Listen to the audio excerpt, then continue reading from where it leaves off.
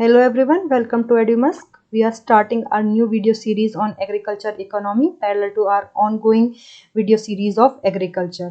हमारा agriculture economy की video series शुरू करने के पीछे का मोटिव बस यही है कि जो हमारा अपकमिंग एग्जाम है FCI AGM 2021 उसका जो एग्रीकल्चर का सिलेबस है उसे हम जल्द से जल्द पूरा करवा सकें। ओके, तो आज का हमारा जो टॉपिक है वो है agriculture marketing and price analysis. आज का टॉपिक शुरू करने से पहले मैं आपसे रिक्वेस्ट करूंगी, अगर आपने मेरे चैनल को शेयर और सब्सक्राइब नहीं किया है तो आप जल्दी से जल्दी मेरे चैनल को शेयर और सब्सक्राइब कर दें। और इस वीडियो के PDF के लिए आप हमारे टेलीग्राम चैनल को भी ज्वाइन कर सकते हैं। उसका लिंक हमने स्क्रीन पे दिया हुआ है जो कि EduMusk 1008 है।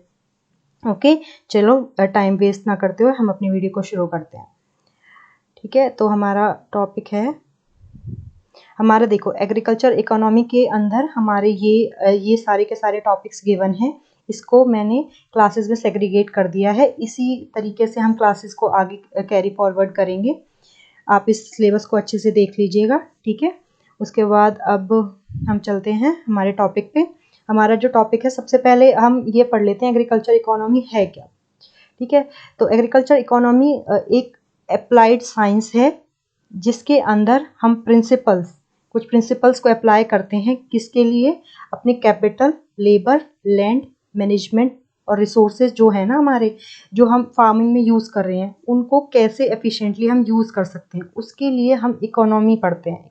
मतलब इकोनॉमी एक साइंस है जिसमें हम प्रिंसिपल्स को यूज़ कर रहे हैं, प्रिंसिपल्स को अप्लाई कर रहे हैं अपने जितने भी हमारे ये रिसोर्सेज हैं, कैपिटल, लेबर, लैंड, इन सबको अच्छे से एफिशिएंटली यूज़ करने के लिए। किसमें? फार्मिंग इंडस्ट्री में। क्लियर? एग्रीकल्चर इकोनॉमी की डेफिनेशन क्लियर है।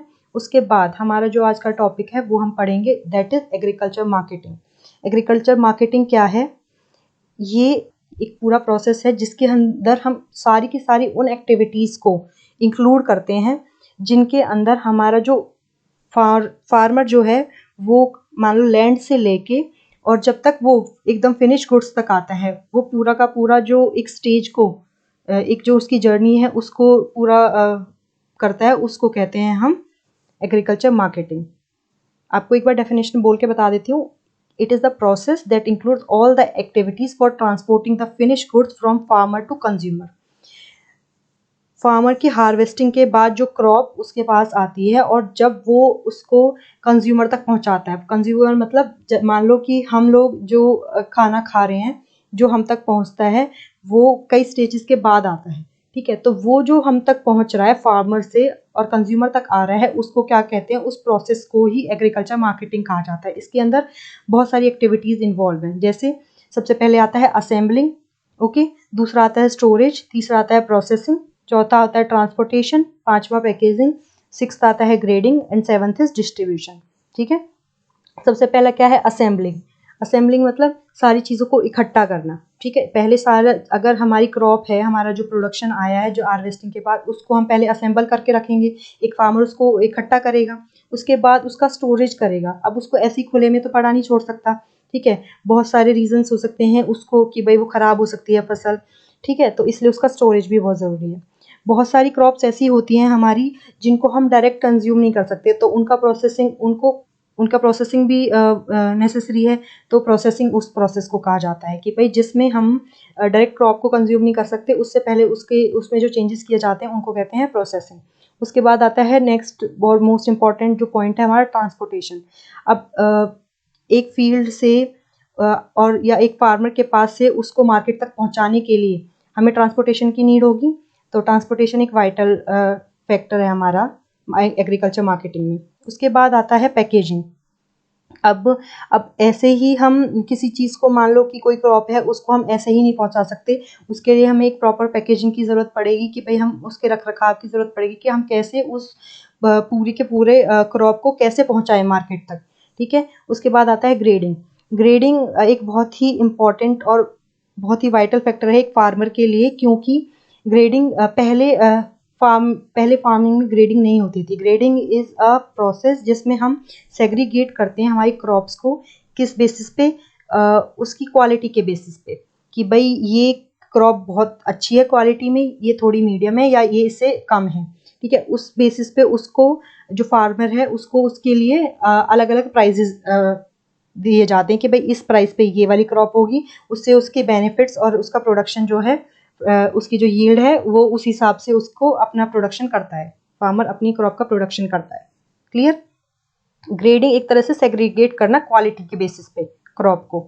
उसके बाद लास्ट है डिस्ट्रीब्यूशन, कि भाई वो फार्मर से कंज्यूमर तक पहुंच कैसे रही है, ठीक है। उसके लिए लास्ट एट द लास्ट हमारा क्या होगा, हम डिस्ट्रीब्यूशन कैसे करेंगे, हमारा क्रॉप का डिस्ट्रीब्यूशन कैसे हो रहा है, हमारा जो खाना है, हमारी जो फिनिश गुड्स है उसको कैसे डिस्ट्रीब्यूट किया जा रहा है, आखिरी स्टेज हमारी ये होगी। क्लियर। एग्रीकल्चर मार्केटिंग के अंदर ये सारी स्टेजेस या ये सारे स्टेप्स लिए जाते हैं। उसके बाद जो हमारी जो फिनिश गुड्स हैं वो फार्मर से कंज्यूमर तक पहुंचती हैं। आई थिंक एग्रीकल्चर मार्केटिंग की डेफिनेशन क्लियर है। ओके। उसके बाद हमारा जो नेक्स्ट है वो है कि कॉन्स ऑफ एग्रीकल्चर मार्केटिंग, कि भाई क्या क्या डिफेक्ट्स हैं, क्या क्या परेशानियां हैं एग्रीकल्चर मार्केटिंग के अंदर, या थी एक तरह से जो फार्मर फेस कर रहा है, और उसके लिए क्या क्या हमने कोशिशें करी हैं, क्या क्या हमने मेजर्स लिए हैं, क्या क्या हमारे हमने फैक्टर्स यूज़ करे हैं जिससे कि हम एक तरह से उनको ओवरकम कर पाएँ, अपने उन कॉन्स को, उन डिफेक्ट्स को जो कि एग्रीकल्चर मार्केटिंग में एक फार्मर फेस करता है। क्लियर। तो सबसे पहला आता है लैक ऑफ होल्डिंग कैपेसिटी।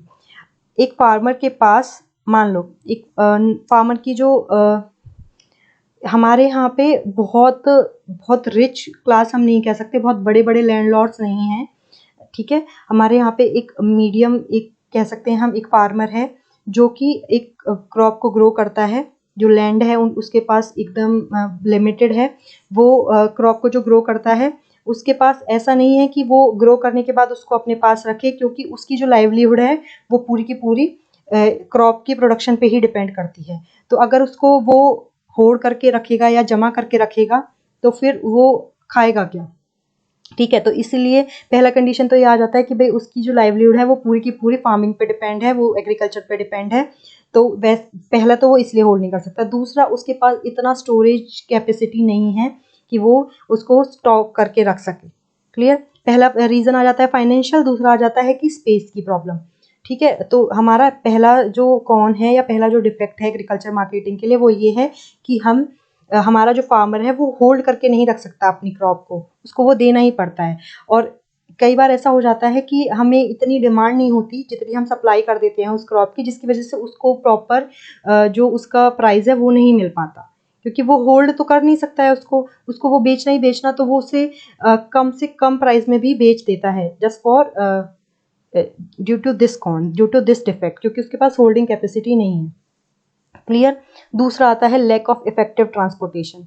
अब ट्रांसपोर्टेशन कैसे, कि अब तो फिर भी बहुत हमने अपनी टेक्नोलॉजी को डेवलप कर लिया है, बहुत हद तक हमने चीज़ों को ठीक कर लिया है, लेकिन पहले जो हमारा जो फार्मर था उसके पास प्रॉपर ट्रांसपोर्टेशन नहीं था। उसका मान लो उसने कोई क्रॉप ग्रो करी और वो ऐसे ही पड़ी है, वो उसको पहुंचा नहीं पा रहा है, मे बी उसको रास्ते में पूरा उसकी क्रॉप डिस्ट्रॉय होगी या कुछ परसेंट उसकी क्रॉप डिस्ट्रॉय होगी, जिसकी वजह से उसका जो प्राइस है उसको उससे कम मिला जो उसको मिलना चाहिए था।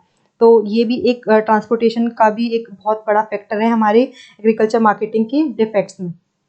उसके बाद आता है हमारा third, lack of knowledge to access the market directly. जैसे हमारा जो फार्मर है वो आज तक भी हमारे जो फार्मर है वो इतना पढ़ा लिखा नहीं है, उसको उतनी नॉलेज नहीं है। तो इसके लिए हमें बहुत प्रॉब्लम होती है कि हमारा मतलब उनको वो मार्केटिंग जो स्ट्रेटजीज हैं या फिर कैसे उन्हें अपने क्रॉप को किस तरीके की प्रोडक्शन करनी चाहिए जिससे उनको ज़्यादा से ज़्यादा एक तरह से बेनिफिट मिले, वो नॉलेज उन्हें नहीं है। उनका सिर्फ एक अभी भी एक ऐसा माइंडसेट है कि वो एक क्रॉप को ग्रो करते हैं मार्केटिंग पॉइंट ऑफ व्यू से, उनका कोई ऐसा रोल नहीं है या कोई ऐसा एक्सेस नहीं है कि वो क्रॉप के लिए कुछ कर पाएँ। इसलिए ये भी एक बहुत बड़ा डिफेक्ट है हमारी एग्रीकल्चर मार्केटिंग में कि हमारा जो किसान है वो इतना एक्टिव नहीं है मार्केट पॉइंट ऑफ व्यू से। क्लियर। उसके बाद नेक्स्ट जो है हमारा वो आता है फाइनेंशियल रिसोर्सेज। वो ये एक बहुत मेजर एक तरह से फैक्टर है हमारे फार्मर के लिए कि उसके पास फाइनेंशियली बहुत मतलब उसको लैग करना पड़ता है, फाइनेंशियली वो बहुत ज़्यादा डाउन है, जिसकी वजह से भी उसको अपनी क्रॉप के कहीं ना कहीं प्रोडक्शन में, उसके बाद उसको मार्केट तक पहुंचाने में या चीज़ें करने में उसको बहुत प्रॉब्लम होती है। क्लियर। ये आते हैं कॉन्स ऑफ एग्रीकल्चर मार्केटिंग। अब इसके लिए हमने क्या क्या मेजर्स लिए हैं या क्या क्या हमने स्टेप्स उठाए हैं एग्रीकल्चर मार्केटिंग को इम्प्रूव करने के लिए। तो हमारा सबसे पहले आता है regulation of market. Regulation of market कैसे, देखो रेगुलेट मार्केट क्या होते हैं, ये एक ऐसे मार्केट हैं जो कि गवर्नमेंट ने इनको बनाया हुआ है। ये गवर्नमेंट की तरफ से फॉर्म किए गए मार्केट हैं जो कि गवर्नमेंट फोर्सेस के द्वारा ही चलाए जाते हैं। गवर्नमेंट ही पॉलिसीज़ वगैरह बनाती है।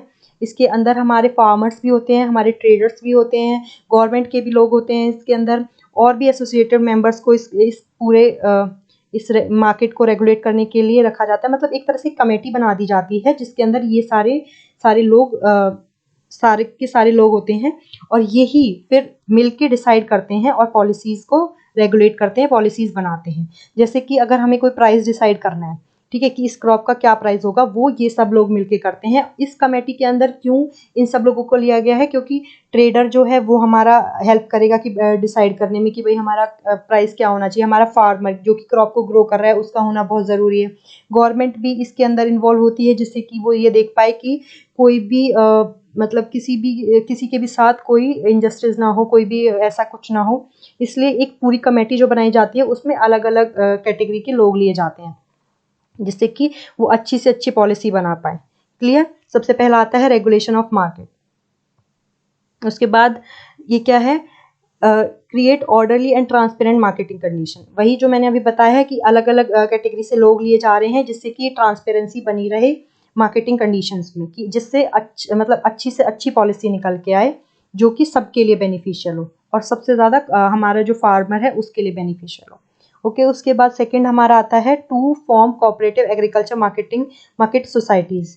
क्या किया जाता है कि अपनी ही जो फार्मर है वो अपने ही लोगों की एक ऐसी सोसाइटी बना लेता है, ऐसे एक ग्रुप बना लेता है जिससे कि उसको क्या फ़ायदा होता है कि अगर वो मान लो अपने लिए कोई बीज लेने जा रहा है किसी क्रॉप के लिए, अगर वो अकेला जाएगा तो मे बी उसको वो चीज़ महंगी मिले, लेकिन अगर वो एक यूनियन या एक ग्रुप के साथ जाएंगे तो उनको वही शायद प्राइस लेस कर दे, वो कम में हो जाए, क्योंकि एक कहते हैं बल्क में हम कोई चीज़ खरीदते हैं तो उसके लिए हमें डिस्काउंट मिल जाता है। तो वही है कि releasing fair prices for farmer product. जब अगर सोसाइटीज़ बन जाती हैं, कोऑपरेटिव एग्रीकल्चर मार्केट सोसाइटीज़ बनेंगी तो उससे क्या होएगा, जो प्रोडक्ट के जो प्राइसेस हैं वो उनके लिए फेयर रहेंगे, क्योंकि वो उसके लिए आप मतलब एक तरह से कह सकते हैं, बोल सकते हैं कि भाई ये प्राइसेस ज़्यादा हैं, क्योंकि अगर कलेक्टिवली कोई चीज़ कही जाएगी तो उस बात को माना भी जाता है कहीं ना कहीं।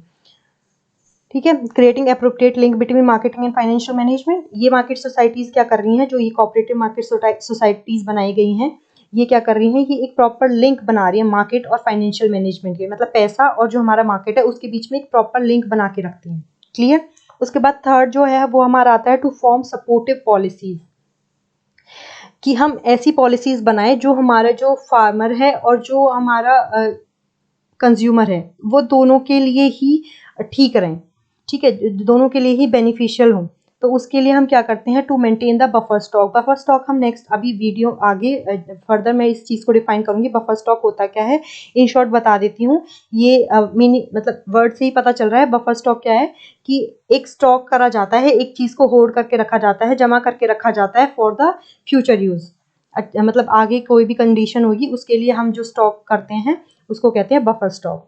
ठीक है। पब्लिक डिस्ट्रीब्यूशन सिस्टम भी हम आगे पढ़ेंगे। पब्लिक डिस्ट्रीब्यूशन सिस्टम है कि जो हम हमारे बीपीएल जो लोग हैं या फिर जो जिनको प्रॉपर फूड नहीं मिल पाता या राशन नहीं मिल पाता, उनके लिए जो हम पॉलिसीज बना रहे हैं वो पब्लिक डिस्ट्रीब्यूशन सिस्टम कहा जाता है। Procurement at minimum support price. Minimum support price आजकल तो बहुत ही ज़्यादा कहते हैं न्यूज़ में रहा है। तो मिनिमम सपोर्ट प्राइस होता है कि गवर्नमेंट एक ऐसा प्राइस फिक्स कर देती है जिससे कि हमारा जो फार्मर है उसको कोई लॉस ना हो इन केस ऑफ कि भाई मार्केट में उस चीज़ की मतलब डिमांड ख़त्म हो गई है या उसको उसका उतना प्राइस नहीं मिल पा रहा जितना उसे मिलना चाहिए था, तो उसके लिए गवर्नमेंट एक प्राइस सेट करती है जिसको मिनिमम सपोर्ट प्राइस कहते हैं। तो ये सब जो सपोर्टिव पॉलिसीज़ बनाई गई हैं जिससे कि हमारा जो फार्मर है उसकी कंडीशन ख़राब ना हो। ओके। नेक्स्ट आता है हमारा एग्रीकल्चर इंस्टीट्यूशनल क्रेडिट्स। बहुत सारे बैंक ऐसे हैं, ऐसी गवर्नमेंट इंस्टीट्यूशंस खोल दिए गए हैं या एस्टेब्लिश कर दिए गए हैं जो हमारे फार्मर को फाइनेंशियली बहुत हेल्प कर रहे हैं। उसकी कंडीशन को एनहेंस करने के लिए उसे लोन दिया जाता है कम से कम इंटरेस्ट पे, जैसे कि नाबार्ड है, आरआरबीज है, हमारे रीजनल रूरल बैंक्स हैं, कमर्शियल बैंक्स है, कोऑपरेटिव बैंक्स हैं। ये फार्मर को मिनिमम से मिनिमम इंटरेस्ट पे हमारे लोन प्रोवाइड करते हैं। ओके, तो ये सारे स्टेप्स जो हैं ये लिए गए हैं एग्रीकल्चर मार्केटिंग को एनहेंस करने के लिए, उनको बढ़ावा देने के लिए। क्लियर, एग्रीकल्चर मार्केटिंग क्लियर है। अब आता है हमारा प्राइस एनालिसिस। प्राइस एनालिसिस में हम पढ़ेंगे कि भाई कैसे प्राइस को सेट किया गया है मार्केटिंग के अंदर, एग्रीकल्चर मार्केटिंग के अंदर, कैसे ये कंज्यूमर और जो फार्मर है दोनों के अंदर एक बैलेंस बना के रखता है। ठीक है, तो इसमें दो टाइप के हमने जो प्राइस है हमारी, दो प्राइस पॉलिसीज, दो पार्ट में डिवाइड किया गया है हमारी प्राइस पॉलिसीज को। सबसे पहली आती है हमारी प्रोड्यूसर्स प्राइसिंग पॉलिसी, ठीक है, दूसरी आती है हमारी कंज्यूमर्स प्राइसिंग पॉलिसी। तो इसके बारे में पढ़ लेते हैं क्या होती है ये। तो प्रोड्यूसर्स प्राइसिंग पॉलिसी क्या होती है? The policy in which the government decides the fair price to. हमें एक ऐसा बैलेंस बिठाना पड़ता है कि जो हमारा फार्मर है उसके लिए भी, उसको उसकी प्रोडक्शन के लिए भी उसको मतलब एक ऐसा अमाउंट मिल जाए जिससे कि वो सेटिस्फाई रहे, सेटिस्फाइंग अमाउंट उसको भी मिले, और हमारे कंज्यूमर के लिए भी जो हमारा प्राइस है वो एकदम सूटेबल हो, उसको भी वो ज़्यादा महंगा ना लगे। तो हम ऐसी पॉलिसीज़ बनाते हैं, गवर्नमेंट ऐसी पॉलिसीज़ बनाती है जिससे कि फार्मर के लिए भी फेयर प्राइसेस रहे, और जो हमारा कंज्यूमर है उसके लिए भी जो हम सेलिंग प्राइस रखें वो भी मतलब एकदम फिजिबल हो। क्लियर, तो प्रोड्यूसर प्राइसिंग पॉलिसी में तो आता है कि फार्मर के बारे में सोचा जाता है, कंज्यूमर के प्राइसिंग पॉलिसी में हम जो कमोडिटी हम सेल करते हैं, जो हम फार्मर से ले रहे हैं और उसको फिर मतलब कंज्यूमर को दे रहे हैं, उसके बीच में बैलेंस बिठाना, वो सब गवर्नमेंट पॉलिसीज फिक्स करती है। क्लियर, उसके बाद गवर्नमेंट की जो प्राइसिंग पॉलिसीज हैं वो क्या क्या है मार्केट में। सबसे पहली आती है मिनिमम सपोर्ट प्राइस। ये मैंने आपको अभी थोड़ी देर पहले बताया। It is like an insurance for farmer. Obviously एक इंश्योरेंस की तरह फार्मर के लिए, जब उसको लॉस हो रहा है मार्केट प्राइस से, जो मार्केट है उसको उतनी उसकी अमाउंट नहीं दे पा रहा, उतना उसका प्राइस नहीं दे पा रहा जितना उसका होना चाहिए फिजिबल, तो उसके लिए मिनिमल सपोर्ट प्राइस जो है वो एक इंश्योरेंस की तरह काम करेगा। दूसरा क्या है कि इसका एक और बेनिफिट ये है कि जो हमारा पब्लिक डिस्ट्रीब्यूशन सिस्टम है जिसमें हम राशन देते हैं उन लोगों को जो कैपेबल नहीं हैं राशन लेने के, जो बीपीएल में आते हैं, और जिन मतलब आप समझ गए कि मतलब जिन लोगों का, जो लोग कैपेबल नहीं हैं अपना खाना मतलब वो करने खरीदने के या लेने के, प्रोक्योर करने के, उनकी जो हेल्प करता है वो मिनिमल सपोर्ट प्राइस करता है। क्योंकि जब हम इतना प्राइस वो कर देंगे तो हम उसको पब्लिक डिस्ट्रीब्यूशन सिस्टम से हम जो हमारी जो शॉप्स हैं, फेयर प्राइस शॉप्स हैं, उनमें हम मतलब मिनिमम अमाउंट पे हम उनको दे पाएंगे, मिनिमम प्राइस पे उनको वो अमाउंट प्रोवाइड कर पाएंगे।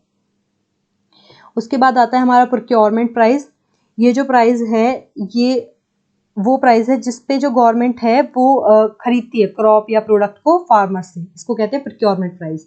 ठीक है, ये जो प्राइस है ये हार्वेस्टिंग के बाद डिसाइड किया जाता है, और ये एमएसपी से ज़्यादा होता है। मतलब एमएसपी तो जब सेट किया जाता है, फिक्स किया जाता है प्राइस, जब मार्केट प्राइस बिल्कुल बिल्कुल लो जा चुका होता है। लेकिन नॉर्मल जो प्रोक्योरमेंट प्राइस है वो नॉर्मल सिचुएशन में ही फिक्स किया जाता है कि हमारी गवर्नमेंट जब प्रोडक्ट खरीदती है नॉर्मल सिचुएशन में फार्मर से, उसको प्रोक्योरमेंट प्राइस कहते हैं। और ये प्राइस हार्वेस्टिंग के बाद, कटाई जो हमारा जो क्रॉप है उसकी कटाई के बाद ही डिसाइड किया जाता है। क्लियर, उसके बाद हमारा आता है fair and remunerative price, FRP.